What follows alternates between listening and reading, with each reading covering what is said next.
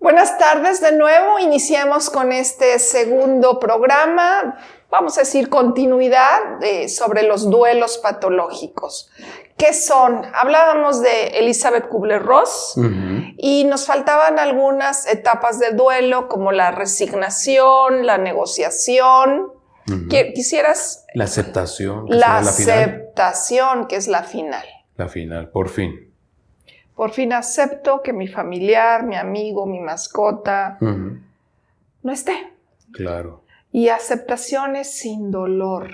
No hay como la paz interna. Claro. La negociación es, si yo hago esto, espero que no le pasen y negocio con Dios. Por favor, Dios, no te lo lleves. Esto sucede en los fallecimientos, pero también sucede en las pérdidas de salud, etcétera. Por favor, Dios, salva a mi hijo, yo me voy a hacer tal cual conducta para que él esté mejor.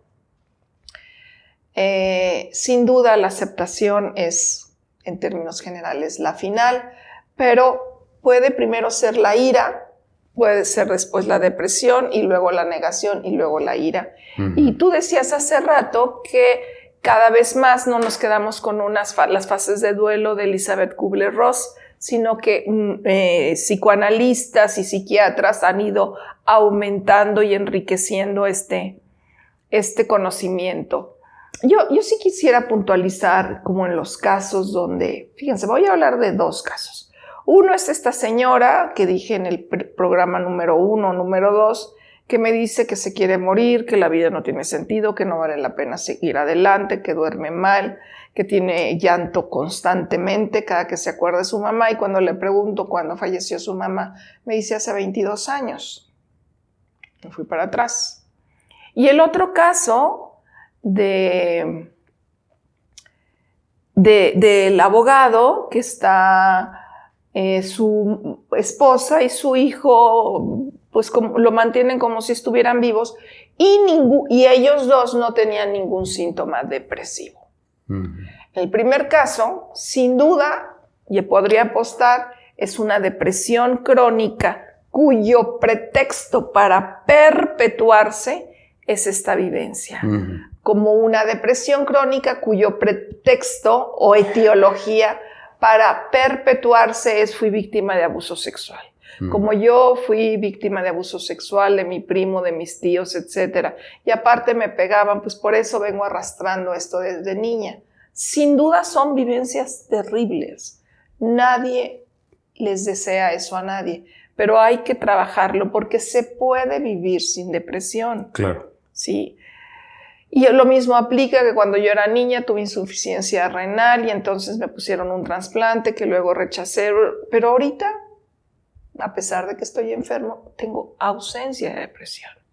Entonces, no confundir qué sería un duelo patológico ante una pérdida muy dura, muy traumatizante, profundamente dolorosa y decir, por eso tiene depresión, por eso llora, por eso hizo tantos intentos suicidas. Hoy vi a un paciente, a un varón de 56 años que ha hecho 10 intentos suicidas en su vida.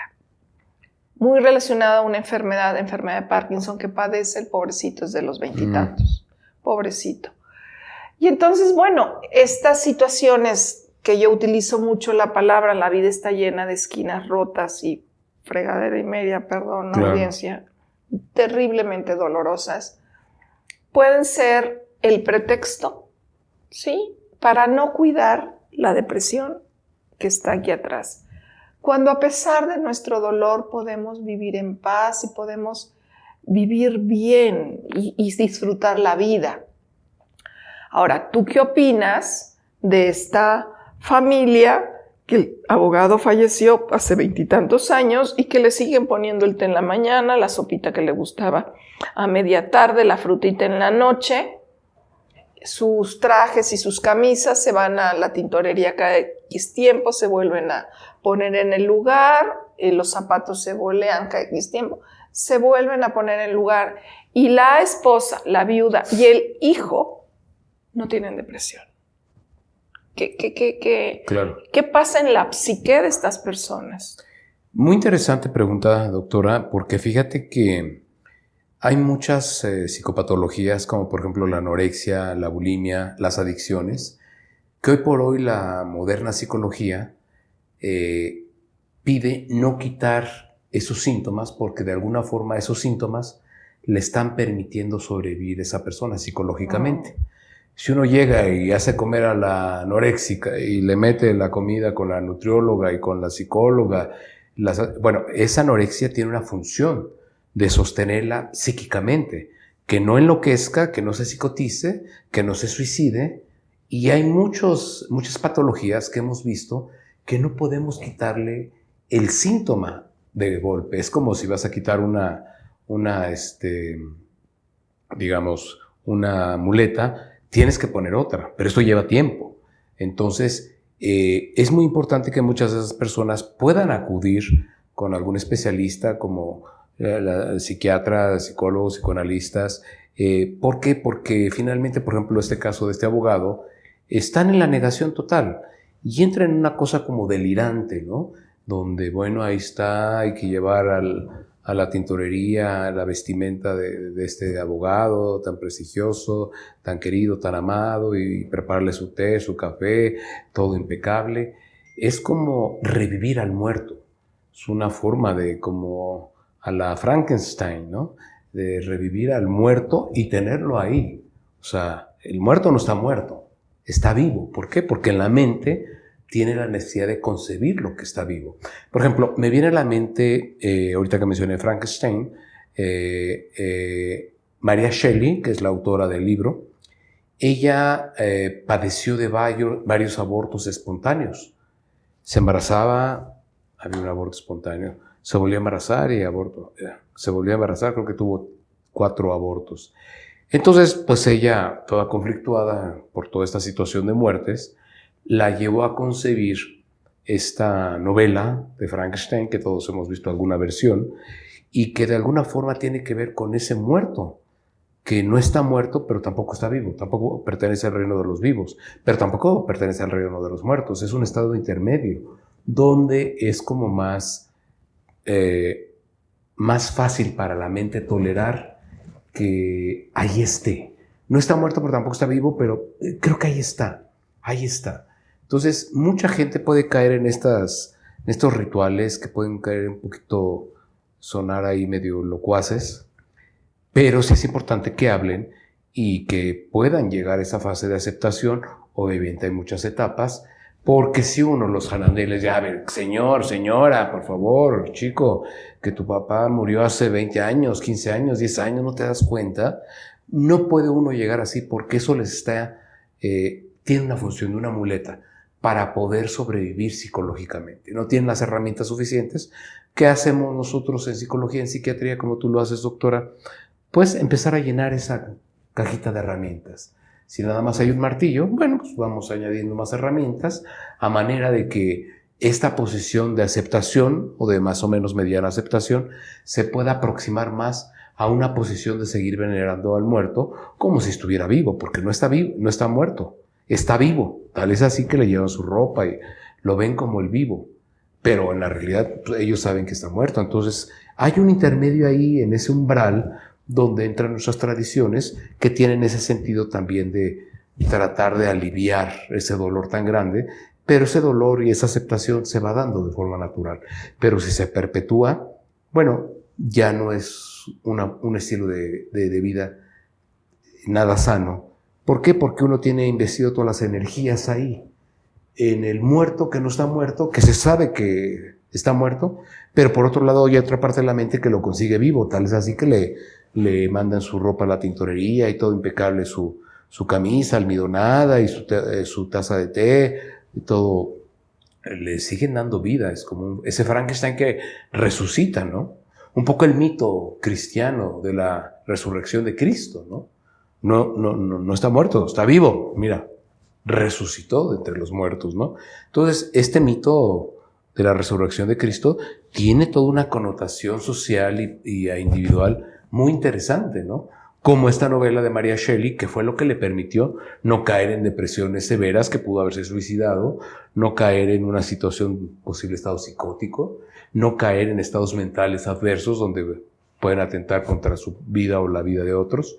Entonces, pues lo subliman en una obra de arte, ¿no? Un escrito que de hecho su esposo era un gran ser reconocido, el poeta Shelley, pero llega María Shelley con ese escrito y dice, quítate que ahí te voy. Fue una obra muy aclamada en la época, ¿no? Pero que le permitió a María Shelley poder procesar, poder digerir todo este proceso de múltiples duelos de bebés que no nacieron, fueron neonatos, pero ella lo sintió durante varios meses y curiosamente en la etapa final es donde empezaba ya estas situaciones de abortos, ¿no?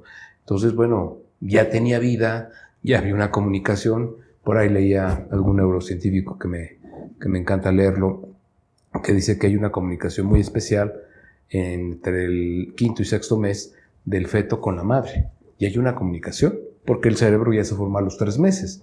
Entonces, al 5º mes hay una comunicación entre la mamá y el feto. Todavía no nace el feto. Entonces, imagínense ella que al 5º, al 6º, al 7º mes abortaba. Sobrevenía un aborto espontáneo. Entonces, y no fue uno, sino fueron 4. Entonces, ¿cómo el arte Goya, con sus pinturas negras que son horribles, pero eso le permitió a Goya salir de esa depresión tan terrible, ¿no? Como muchos pintores, muchos artistas, muchos músicos, muchos escritores, o mucha gente común y corriente como nosotros, ciudadanos a pie, que bueno, tenemos nuestros rituales o nuestras formas de tratar de estar lo más integrado, de no caer en depresiones severas o estados de suicidio. Por eso es que la anorexia, las adicciones, la bulimia, muchos estados patológicos. Y entonces esta gran disertación tuya tiene que ver con lo que ya habíamos hablado, audiencia. Negación. Claro. No se murió. Le sigo dando su lechita, le sigo dando su tecito, le sigo poniendo su coñac o su whisky. Claro. Sí, pero es una negación que es un mecanismo de defensa pobre que ya ha durado 20 y tantos años. Claro. Entonces habla de muchas psicopatologías, sin duda alguna, de muchísima psicopatología. Claro, claro. Pero uno no puede llegar a zarandearlos y decirle, a ver, reacciona, que no te das cuenta que hace 20, 25 años que murió. Reacciona, hay unas bofetadas para que No, tiene que ser un proceso terapéutico gradual donde poco a poco vaya dándose esta aceptación y si le vamos a quitar una muleta es porque le vamos a dejar otra puesta, más sana. No tan primitiva como la negación, que es uno de los mecanismos de defensa más primitivos que tiene la mente humana. Algo más, le quitamos una y le ponemos otra.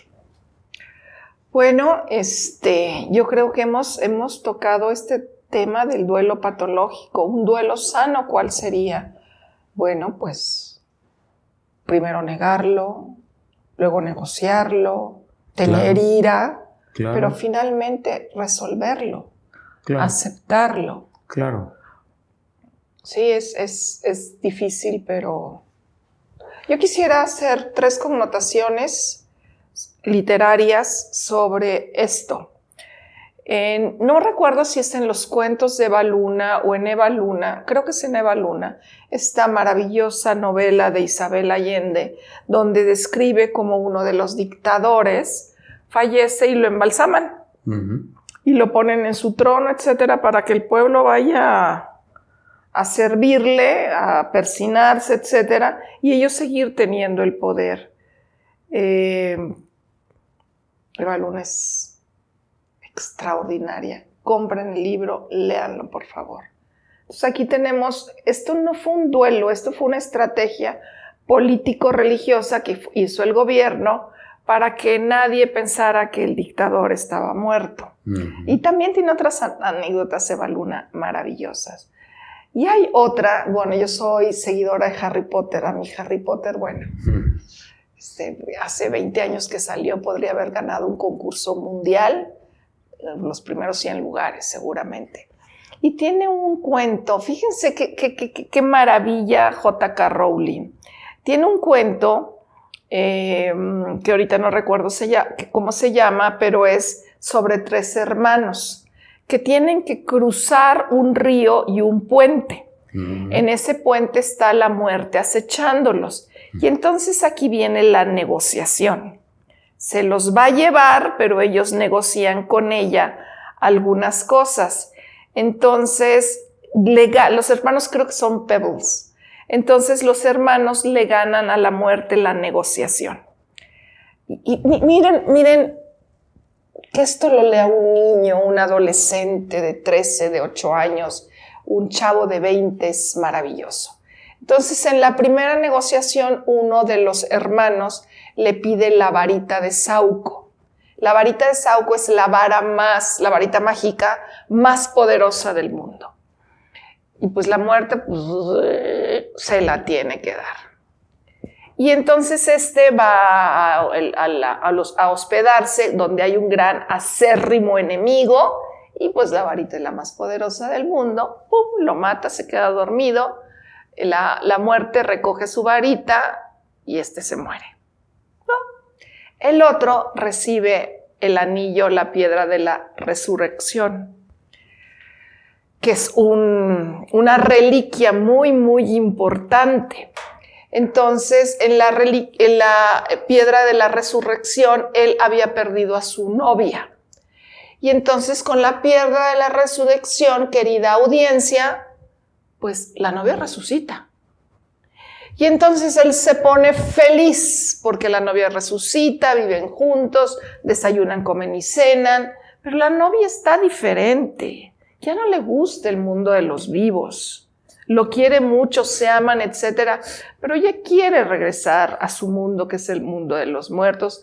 Se pone muy triste y bueno, finalmente tiene que regresar. Y aquí viene lo maravilloso.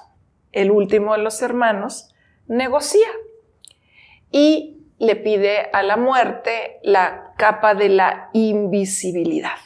Entonces, con esa capa, él se protege de los enemigos. 2, 3 veces se protege de la misma muerte. Llega un momento en que ya está viejo, y entonces dice, ya no me voy a proteger a la muerte. Y entonces la muerte viene caminando y lo ve. Y el libro termina diciendo, y entonces recibió a la muerte y se entregó a sus brazos como si ella hubiera sido su mejor amiga. Qué bonito. Este es un cuento para niños. Esto es increíble, bueno, pero ya producción nos está correteando y para la siguiente miércoles vamos a hablar, pues como estábamos todavía en noviembre con la colite Halloween, Día de Muertos, etcétera, estas tradiciones que empezaron con los celtas y terminaron en Viernes 13, vamos a hablar de fenómenos paranormales. ¿Alguna vez te ha pasado alguno? Sí, yo creo que sí. Sí. A mí no, pero sí vi uno, yo lo vi. Entonces sí me pasó y vamos a ver qué pasa en nuestras mentes de los fenómenos paranormales. Nos vemos el próximo miércoles, por favor, ese día escríbanos los fenómenos paranormales que han vivido ustedes. Estoy segura que han vivido muchos. Hasta el próximo miércoles, que se va a poner así de terror el miércoles. Chao.